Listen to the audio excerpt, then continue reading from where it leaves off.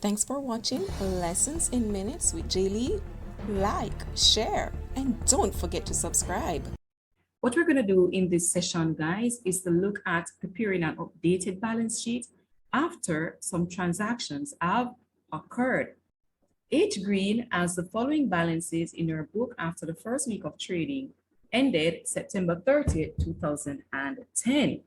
Premises 35,000, stock 34,000, cash in and 9,000, bank 4,000, creditors 2,500, loan from G Green $1,000, and for the capital, you're seeing a question sign, so that means that the value is missing. You will have to ascertain that. We're going to come right back to that.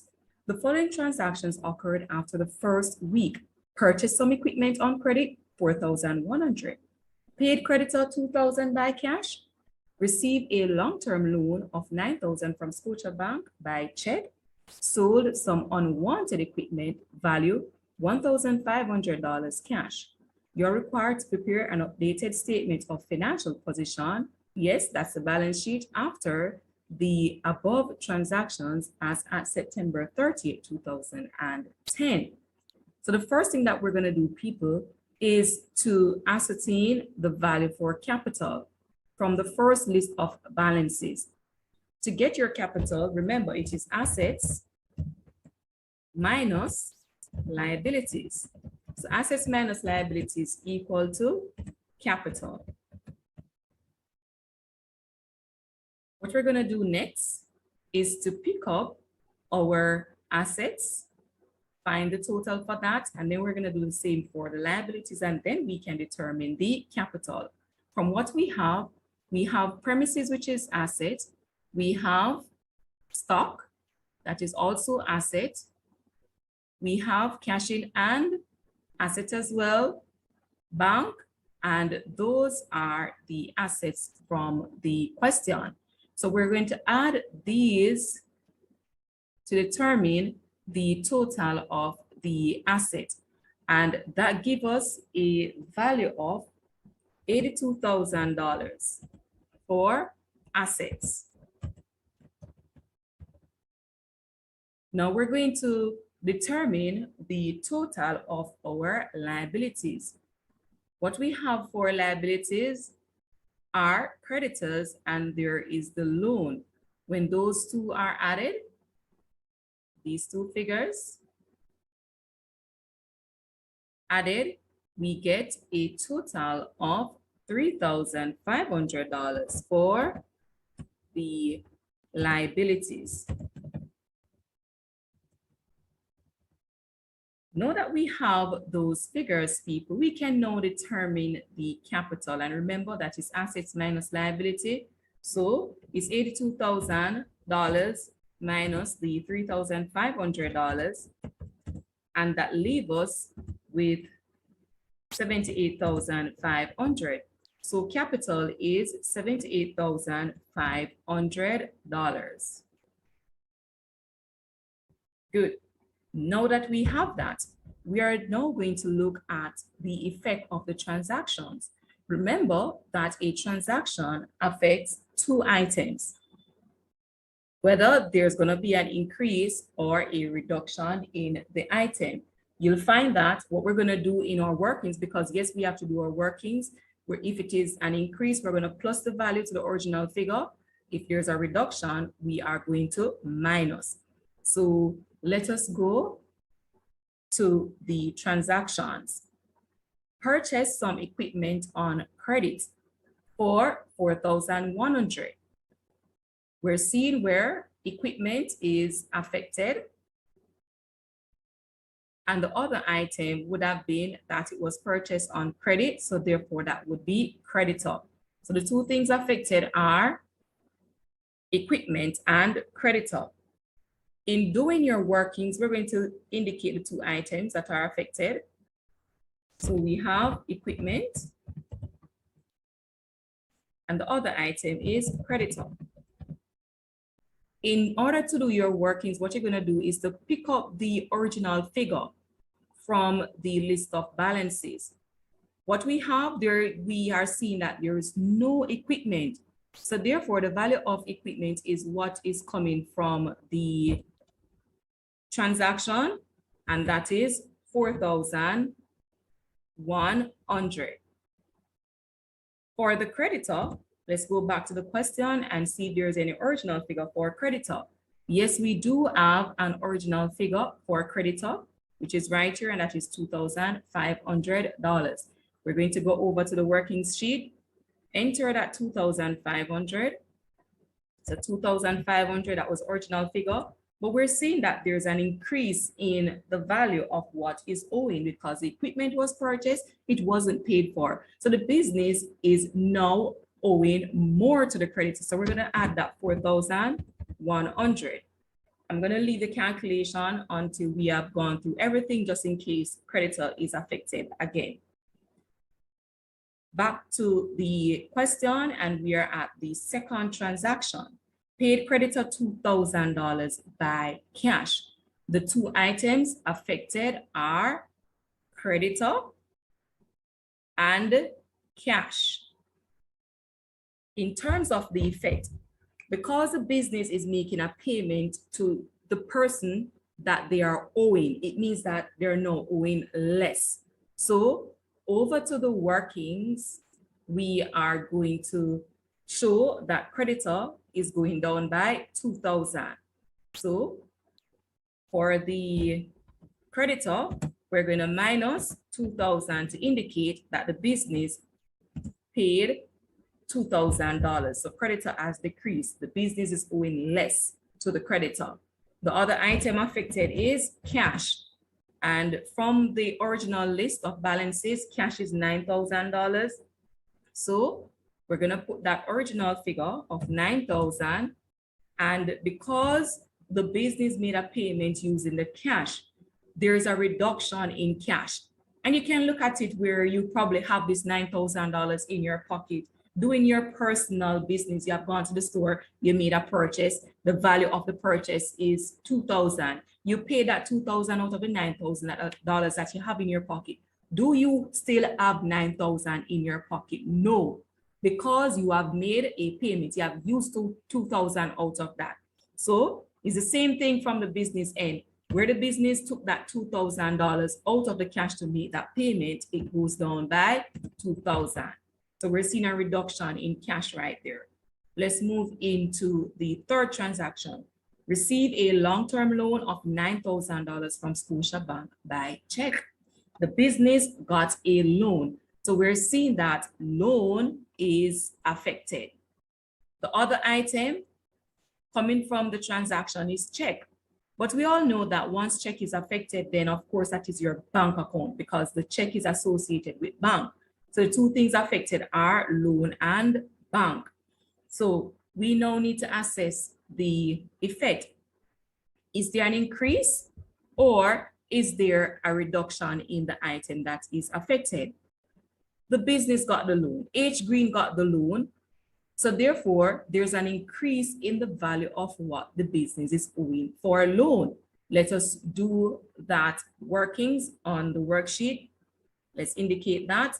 So we have loan, and we have to pick up the original figure from the question as it relates to the balances for loan, and that is $1,000. So the original value is 1,000, and now the business got a loan of, just double checking the figure, and that is 9,000. So we're going to add 9,000 to loan. So it is 1,000, which is the original value. And now because the business got $9,000 more for loan, it's owing more. So there's an increase in the value of what the business is now owing for that liability. The other item is bank. Let's go to the question and pick up the original figure for a bank, and that is 4,000. This $4,000 now is gonna increase. So it is 4,000, and we are adding the $9,000 to that because the business received this loan and the value was received by check, meaning it went into the business bank account. So there's an increase in the value of what is in the business bank account. On to the last transaction. sold some unwanted equipment, value $1,500 cash. The two items affected are equipment and cash. Now, what is the effect? If it is that the business is selling equipment, it means that equipment is going out of the business. So there's going to be a reduction in the value of equipment that is in the business. So let us adjust our equipment figure on our working sheet, on our worksheet. So let's go equipment. There is a reduction. So we're going to subtract that value that the business is selling, the value of equipment that is going out of the business, and that value is $1,500. So equipment is going down by $1,500, so that is $4,100 minus $1,500. And the other item that is affected is the cash. The business sold equipment, so it means that it got that $1,500 in cash, which means there's an increase in the value of what is in the business cash till. It's just like someone come to you and give you $1,500. How much money you have now? Do you have less or do you have more money? You have more money. So there's an increase in the value of what you have. So on to cash. And what we're gonna do is to plus this $1,500. So now that we're finished with the transactions, we have gone through all four and make a record of our workings. We now need to ascertain the final value for each item. So we're gonna begin with equipment, and that is 4,100 minus 1,500, and that gives us a value of 2,600. So what we're saying is that the total value now for equipment is 2,600. Let's calculate for creditors. The original figure was 2,500. There was an increase of 4,100. So we're adding that and we're subtracting the 2,000. So that leaves us with a value of $4,600 for creditors. So we're seeing that the business is owing 4,600 to its creditor. Let's move into cash. Original figure was 9,000. There was a payout of 2,000, so it went down by 2,000. The equipment was sold and the business received 1,500. So the new value, so it's 9,000 minus 2,000 plus 1,500. That gives us $8,500 for cash. That is a new value in cash. We have the loan. Original figure was 1,000. The business got more loan. The value was 9,000. So there's an increase. So that is 1,000 plus 9,000 give us $10,000 for loans. That is the new value for loan. And we're on to the final item, and that is bank. Original figure was 4,000. The business got $9,000. The bank account went up. So the total value now in bank is $13,000. Now, people, know that we have gone through that calculation. What we're going to do now is to prepare the updated balance sheet. And this should be prepared for H Green as at September 30th, 2010. But tell you what we're going to do, people, is that we're going to pick up the figures as we go along, the new figures as we go along. So if the item is not adjusted, you're using the original figure. If the item is adjusted, then you're going to use the new figures that you're seeing coming from your workings. So did we just double check in if we have changed some items? Premises figure did not change, so we're going to use the 35,000. The stock figure did not change, so we'll use that 34,000 when we're recording for the stock. Cash in hand, that figure had changed. It is no longer 9,000, but it is based on our calculation. It is 8,500. Did the bank figure change? Yes, that changed. So we're not going to use that 4,000. What we're going to use is the new value, which is $13,000. $8,000 for bank. For creditors, the creditors figure, yes, that value had changed. So therefore, what we're going to use as the new figure for creditor is 4,600. The loan, did that loan figure change? Yes, there was changes to that figure. So therefore, what we have for loan as a new figure is $10,000. That's what we have for loan. And remember, based on our calculation earlier, the capital figure is 78,500. So these are the figures that we're going to use to prepare the updated balance sheet. So let us get working. So onto the working sheet, we need to enter our heading, which is H Green, and we're preparing for H Green balance sheet as at 30th of September 2010. And we need to ensure that we have our dollar signs. We're doing the vertical format, so we're going to begin with fixed assets. It's a classified balance sheet that we're doing. And in order of permanence, remember that is the order that we're using. And we'll begin with premises. The premises value is $35,000. That's 35,000. We have equipment, and remember we're using the new figure for equipment, and that is 2,600. And there is no other fixed asset, so we're going to total that section, and this gives us a total of 37,600 for fixed asset. We're now going to move into the current asset section. And to begin the current asset, we have stock of 34,000.